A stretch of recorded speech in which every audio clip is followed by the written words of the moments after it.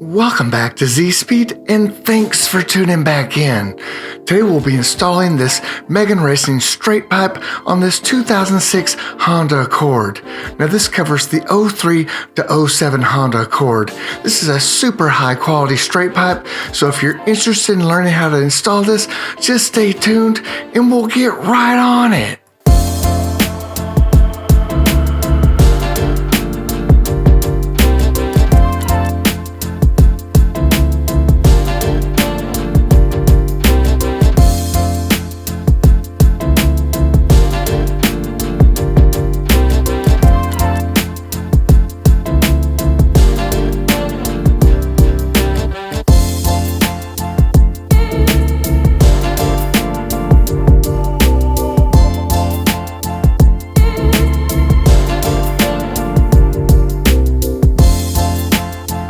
So before we can start the install, we need to get our car up on jack stands, and boom, movie magic.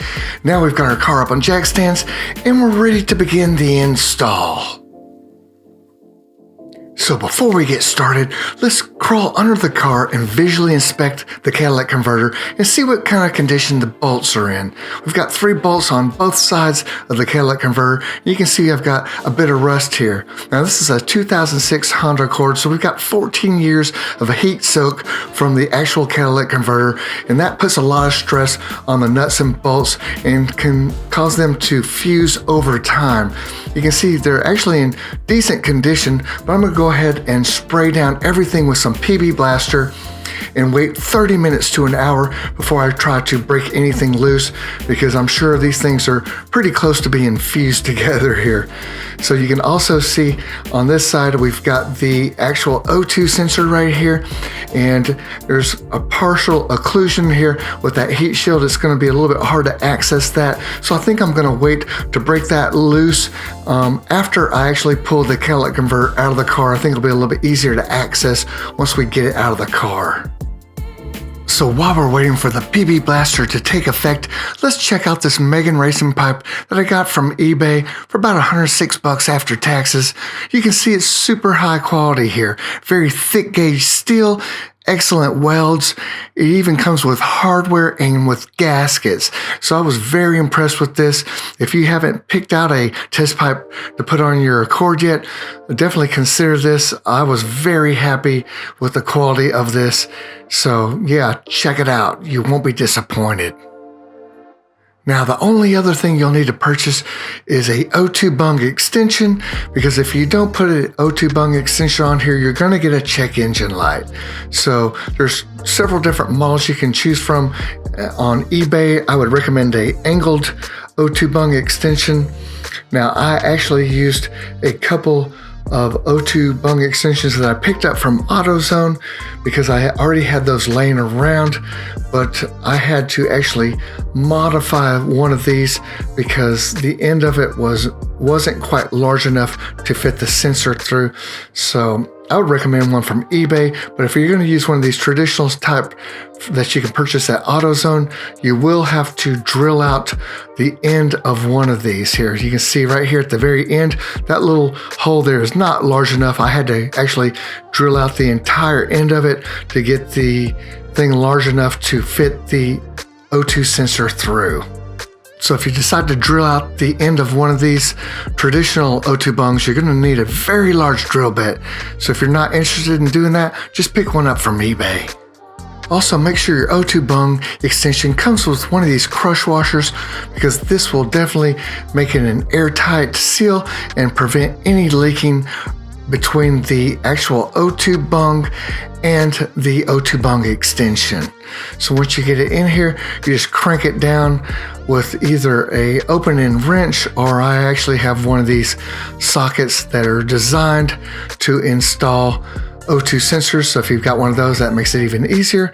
So just crank this thing down in here, and then we're ready to install the O2 sensor.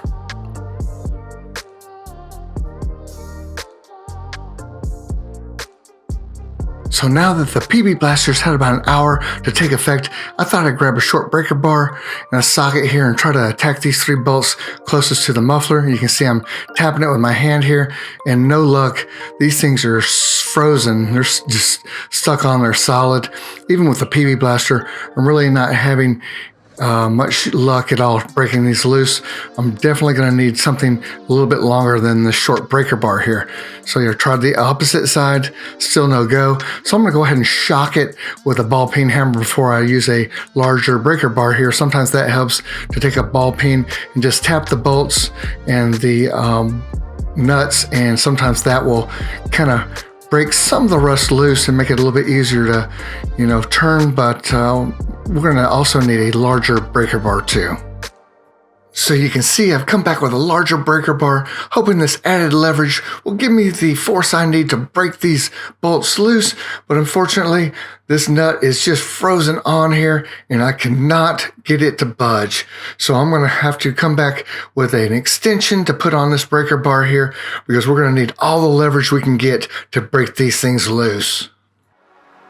So now you see I've come back with a handle from my floor jack. It's about 2 to 2.5 feet long, and I'm going to slide it right over my breaker bar, and this should give me a lot more leverage.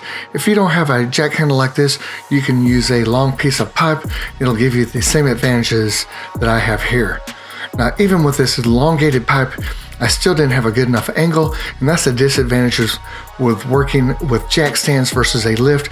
You just don't have a lot of room under the car to use a long handle like this, so I had to swap sides and push up, and finally, in this direction, I was able to break this nut loose.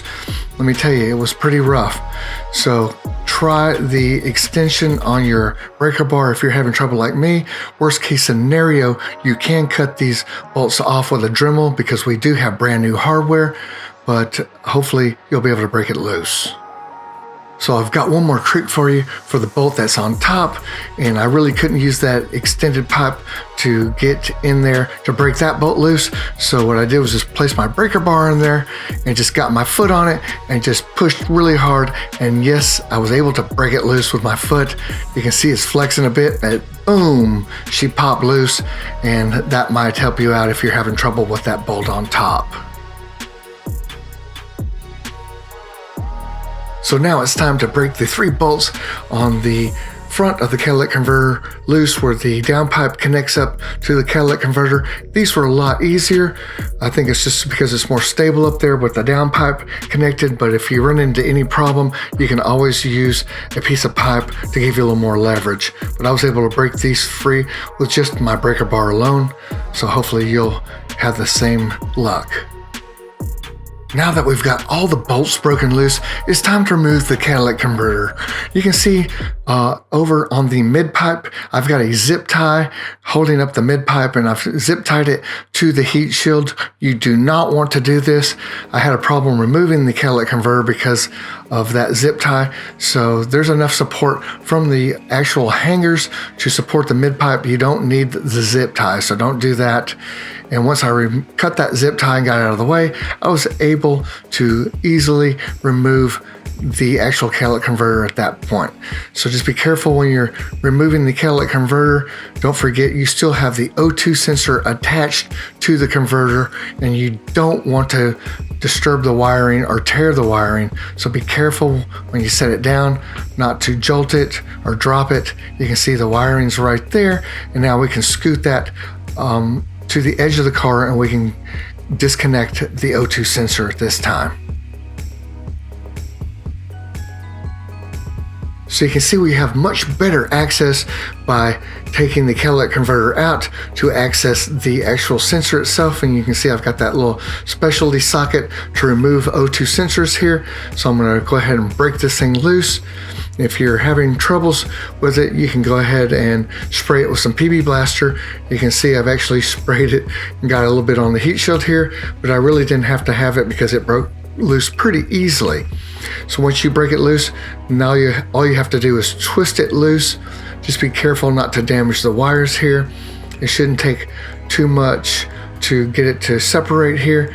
And you can see I'm just taking my time and making sure I'm not kinking the wires too much, and it comes out pretty easily. So once you get it out, you can wipe down the sensor. You can see mine's pretty crusty here on the end, so I'm going to clean that up before I insert it into the new straight pipe. So I thought I'd just check out the catalytic converter condition, and it looks pretty clean in there, but you can see, well, once we replace it with a straight pipe, we'll get a lot more flow. So that's going to help us when the VTEC kicks in. So now it's time to prep the straight pipe before we place it in the vehicle. And you can see I'm going to use some 91% rubbing alcohol to clean both of the flanges on the straight pipe, because I'm going to be using some copper gasket maker on these flanges, and I want to make sure that these flanges are grease free here. Now, if you want to know more about getting a leak-free aftermarket exhaust, I'll link a video down below that I shot about how to get a leak-free aftermarket exhaust, and it goes over in detail how to use this ultra copper gasket maker here. So right now I'm going to go ahead and place a nice bead on both ends of these flanges here, and I'm going to make sure that I go around each one of the bolt holes as well. So just take your time, it's not very hard, and you're going to get a nice leak-free exhaust if you use some of this type of gasket maker.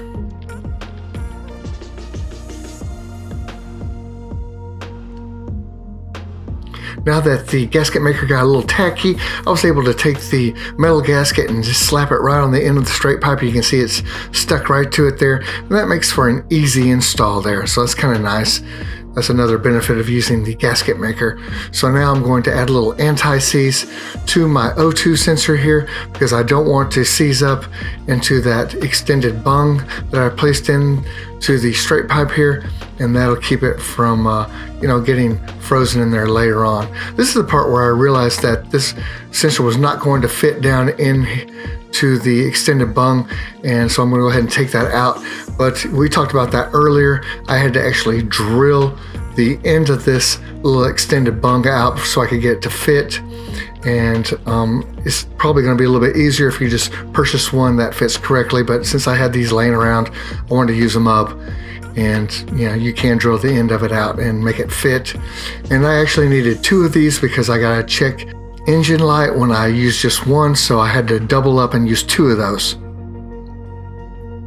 So now that I've got the O2 sensor screwed into the straight pipe, now we're ready to install the straight pipe into the car.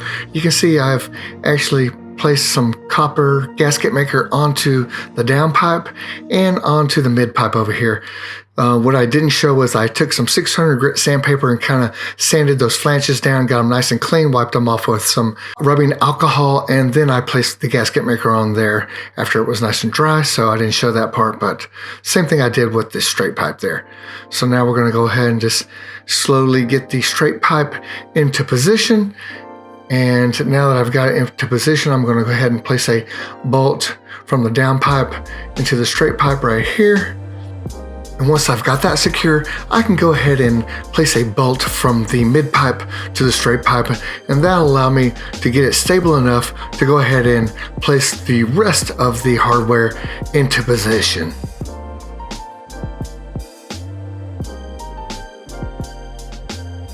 Once you get those bolts placed in, you can hand thread all the other bolts and nuts together, and then we're ready to go ahead and torque everything down. Unfortunately, I was unable to get the exact torque specs for the original catalytic converter to the downpipe and to the mid-pipe, so if you happen to have those specs, leave those in the comments below. I'm sure that'll help everybody else out. So I went ahead and just torqued everything down as tight as I could get them, and it worked out okay. I got a totally leak-free exhaust once I hand tightened everything down. So now that everything's installed and I've waited the appropriate amount of time for the gasket maker to dry, I'm going to go ahead and check for leaks. I'm going to show you how to do that. And basically, I've got the engine on right now, and I'm just putting my hand up here around the seam. You definitely obviously don't want to touch anything here. It's going to get very hot. But you can see the gasket maker has oozed out, and that's nice. And we're looking for any type of condensation dripping from the downpipe down to where the straight pipe's joined up, and I don't see any condensation. I don't feel any air venting up here, so that's great. And I'm going to come back here and check the mid pipe to the straight pipe, you can see a nice oozed out gasket maker there. That's what you want to see. You want to see a little bit of ooze all the way around the seam.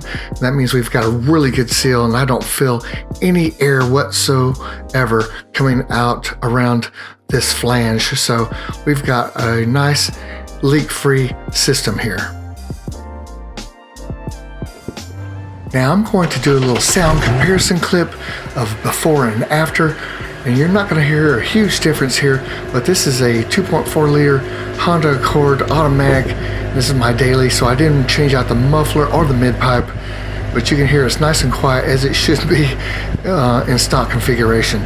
But after I replace it with a straight pipe, you're definitely going to notice a lower tone here, and it sounds a little bit better, but I wasn't looking to have a loud car here. What I was trying to do was improve the acceleration, and that's definitely what happens. You really don't notice a lot of difference when you're just driving around town, but once the VTEC kicks in, that's when you notice that you have a straight pipe, because it definitely sounds a little bit more aggressive. It definitely gets a little bit louder, but what you notice is that you have a much quicker acceleration once the VTEC kicks in, and that's what I was looking for. So yes, I'm definitely going to say that this improves your acceleration once you add the straight pipe. So if this video helped you out, how about a big old fat thumbs up, and consider subscribing if you haven't already. Until next time, you know what to do. Just keep on repairing.